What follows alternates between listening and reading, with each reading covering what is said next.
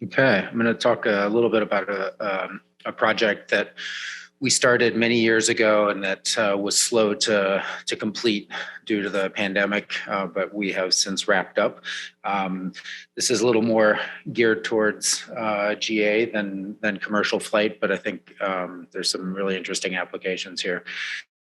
I want to call out the people who participated in this project. Kathy Kessinger has since retired. Dan Meganhart was intimately involved in this in the technical side.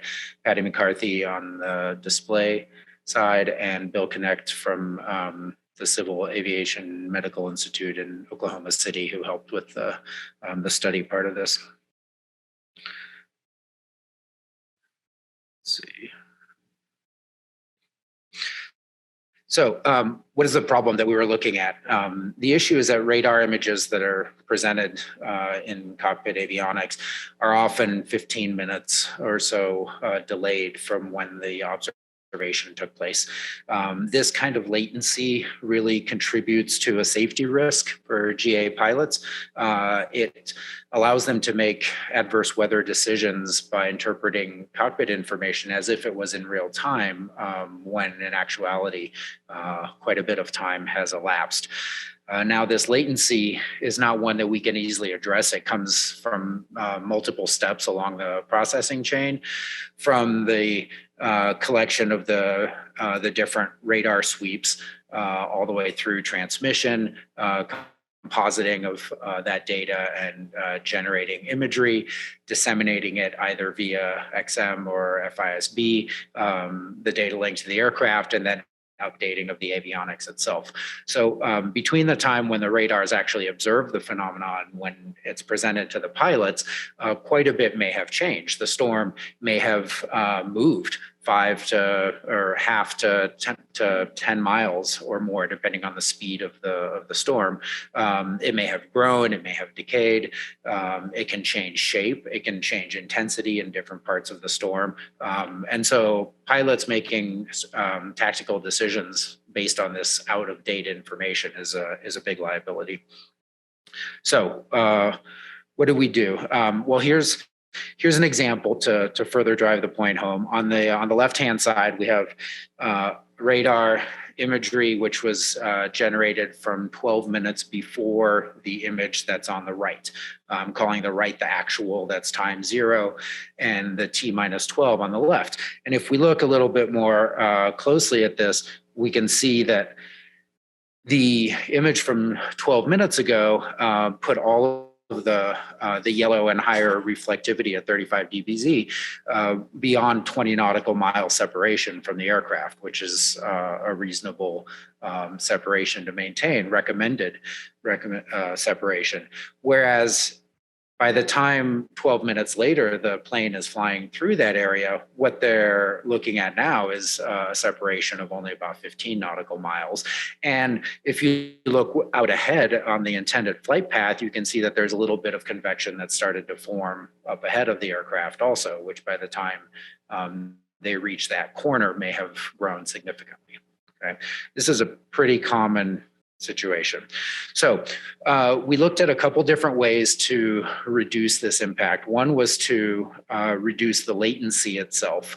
Dan Meganhart was involved in this and did a fantastic job with Kathy Kessinger of trying to optimize the way the radar scanning frequency is taken into account. Rather than waiting for all of the scans at the different angles to come through, which takes approximately 5 to 6 minutes or more to happen, they developed a technique, a virtual volume technique, where every minute, a new virtual volume is computed using the most recent scan angle that was available at every different angle. So it's pulling together information from different times that was observed at different times, but whatever is produced at the end of each minute is includes the most up-to-date information. So it's kind of a sliding window, which results in something that is quite a bit more, as you'll see in this video, on the left-hand side is what the virtual volume produces. And on the right-hand side is what happens when you wait for the entire scan to volume scan to happen. Okay, so this gives us a much smoother, much more rapidly updating data set, which can help reduce some of the latency to begin with. Now, MRMS is blending multiple radars and is doing a technique that is somewhat similar. This was done to optimize on a single site radar for this study.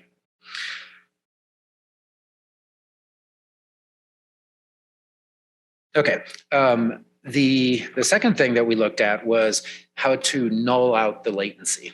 And what do we mean by nulling the latency?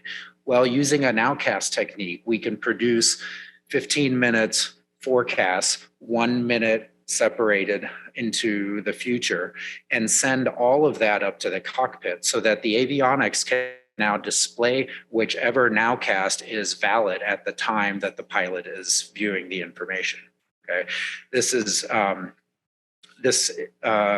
requires doing an extrapolation from the computed grid storm motion vectors. So we start off with the virtual volume computation, then identify the storm cells, look at how they move from one time to the next, and then extrapolate that going forward with the motion of the storms to determine where those storms are likely to be, where the cells are likely to be at every minute for the next 15 minutes. The growth and decay we took a look at using Titan. It did not result in significant improvement in the forecast, and given the extra computational needs for that, we deemed that it wasn't a useful part of the algorithm to include. In the end, the errors that are produced really depend on the type of storm and how far out we're looking, but it's on the order of about 1.5 kilometers over 15 minutes. So not a whole lot of error produced in this process, and arguably, as we'll see in the study, less error than pilots introduce when they mistakenly take an old radar image and assume it's valid at the current time. Along the bottom here, we've got a couple graphics that illustrate the error that we computed for this. In the two imageries with the green ovals there, the one on the left indicates a storm where the green is the storm area that is moving. And if the motion of the storm is forecasted slower than the actual storm movement, then there are areas out in front in blue which will not be forecasted. And so that's a missed detection. On the backside, on the red part of it, are areas where we anticipated that the storm would still be, and it actually wasn't. So that's a false alarm. Conversely, if the storm is moving more slowly, or I'm sorry, too fast, then we're going to have the opposite situation. So we ran this verification through I think 20 or 30 different storms that Kathy had identified, and looked for each one at how much we had. And as you can see on the right-hand side, what areas did we have false alarms and which areas did we have missed detections. So that's how we arrived at that statistic. Armed with that information, we wanted to put this in front of pilots to see how they would respond to the information. So we prepared a test with CAMI, looking at 27 handpicked scenarios for different storms and simulated flight paths. On the right-hand side, you can see the avionics mock-up that we did. It's a Garmin G1000 display, where for each scenario of the 27, we would present a radar imagery with the flight path location of the aircraft and a ring indicating the 20 nautical mile separation. And then we would update that image as if new information had just arrived in the cockpit. So this is a part task simulation. And after showing the pilot this simulation, we would ask them two questions. How far do they believe they are from the area of 35 dBz reflectivity? And how confident are they of their estimate? we were looking at 3 independent variables for this. Of the 27 scenarios, we had 3 different latencies, a 0 latency, which is our nulled latency, that using the technique that I just described that Dan Megenhart put together, as well as a 7-minute latent image and an 11-minute latent image. And those 3 latencies were randomly presented as part of the scenarios, along with 3 different types of storms: a single cell, what we call a fat storm, a skinny squall line type storm, and then popcorn convection that is rapidly developing. And for each of those, we also had 3 different distances to the hazard that were measured and known to be either 16, 20, or 24 nautical miles. Okay. What we were trying to get at are the 3 dependent variables. What is the accuracy of the pilot in judging their mean convective distance to hazard? What is the speed with which they made their judgment? Was there additional processing for them to interpret? And what was the confidence in their judgment? We had originally planned to do this using iPad, with a proctor working with the pilot one-on-one. And when the pandemic hit, we had to change that and ended up doing a remotely administered study, which actually worked out okay. Took us some time to retool and to set up the supervision using Zoom, but we were able to run 30 participants through, pilots with different flying experience. And here are our results.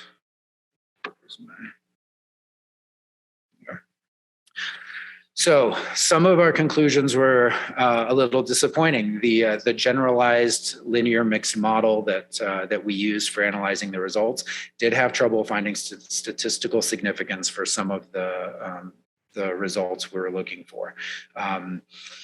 Specifically, there was no consistent effect from the different latencies on the speed with which the pilot assessed their distance to the hazard or their confidence in the distance to the hazard.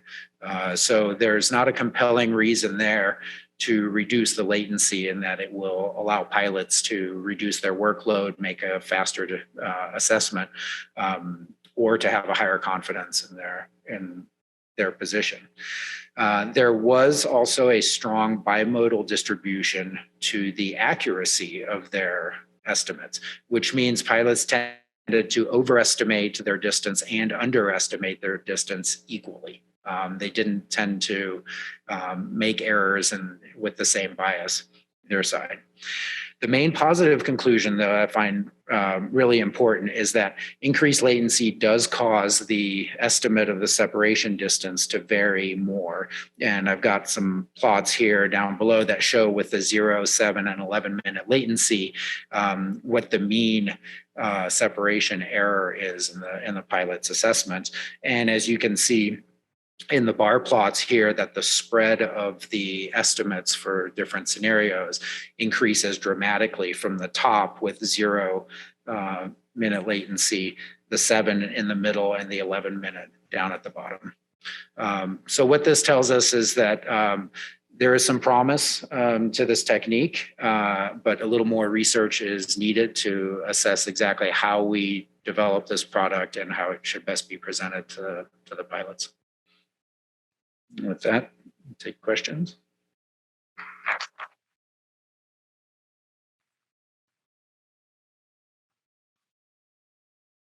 Arnaud, I have a question about the first result there, that you expected a difference in latency on speed or confidence.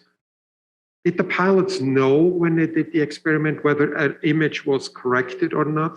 Yes. Because if not, then you wouldn't see any difference in their behavior. No, that was part of the training for the study, is that there was an indicator on the screen that showed them how old the information was that they were looking at. In reality, most of the for flights and software like that doesn't show you exactly when the observation observation occurred. So it can be challenging for pilots to know. But in our simulation, we had something in the corner that said, this is a NVN, which is NEXRAD valid now, that is our nulled radar, or is it a 7-minute-old or an 11-minute-old image?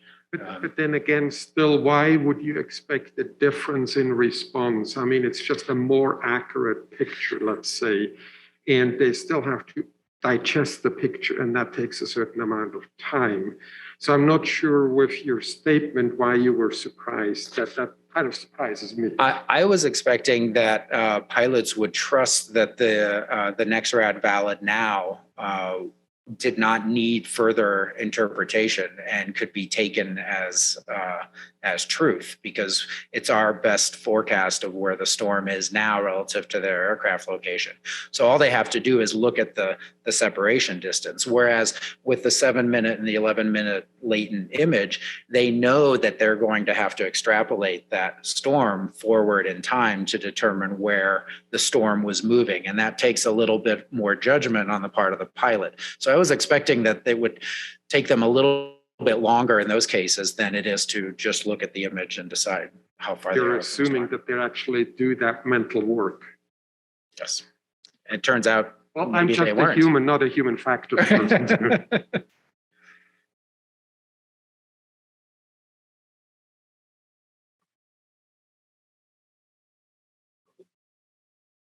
To carry on from Matisse's thought, with this no consistent effect.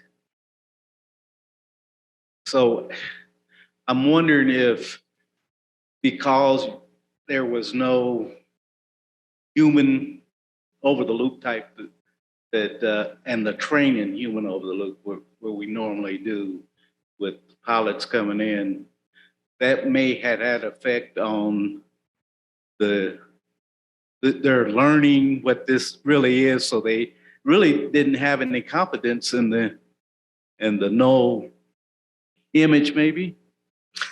Yeah, the fact that we see some variation in the zero in their estimate of separation using the zero time means that they didn't really trust that forecast. And we did train them. We had them go through several examples first, and we trained them about the 1.5 kilometer error that could be introduced in this.